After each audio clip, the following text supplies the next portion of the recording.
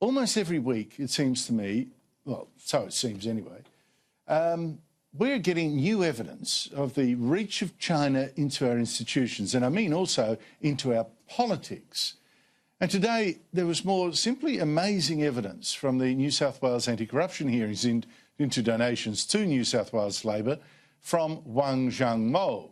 He's a Chinese billionaire since banned from Australia because of his very close links to the Chinese regime.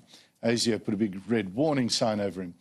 Now, we already know that this character gave Labor $100,000 in cash in an Aldi plastic bag, even though he was banned from donating as a property developer.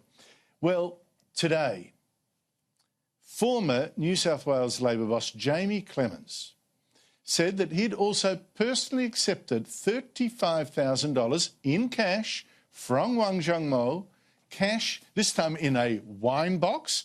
This guy's got strange packing habits for cash. Cash in a wine box to pay Jamie Clements legal bills because Clements was facing police investigation for sexual harassment. And this same Jamie Clements, then New South Wales State Labor boss, asked for and received $10,000 from XIANG for stamps for a union election campaign. Plus, he got a $200,000 retainer from XIANG when he lost his Labor job. How's that? What a torrent of cash. Joining me is the panel, Gemma Tonini, commentator and columnist with the West Australian, and Daniel Wild, Director of Research at the Institute of Public Affairs.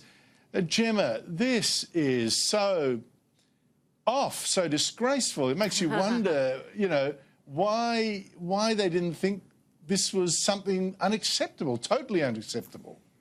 Well, I guess when you're in between a rock and a hard place, you know, all options seem attractive. I don't know, thankfully, but for the grace of God, go I. I've never been in that situation, hope to never be in that situation. But yeah, you're absolutely right. At what point was there any rational thought around what happens when I get caught or it becomes public knowledge? Because these things inevitably do. It's always a question of time. I mean, when I read this story today, Andrew, I couldn't help thinking, you know, somewhat tritely, God, my background is Italian. We're the ones usually who throw cash around in wine boxes and bury it under the barbecue. No joke. My late grandfather, he's been gone 22 years, but he didn't mind burying a bit of coin under the barbecue that he built himself in the backyard of his home. But it is extraordinary, as has been said more than once. It's extraordinary that this should be happening, or we should be canvassing this story. In modern Australia, but not just modern Australia, New South Wales Labor having had the immediate past history that it's had. That's the extraordinary, do they ever learn part of the equation? Well, I'm from a Dutch background. We never give money to anyone if we can at all help it. Better you than us then, definitely. Absolutely.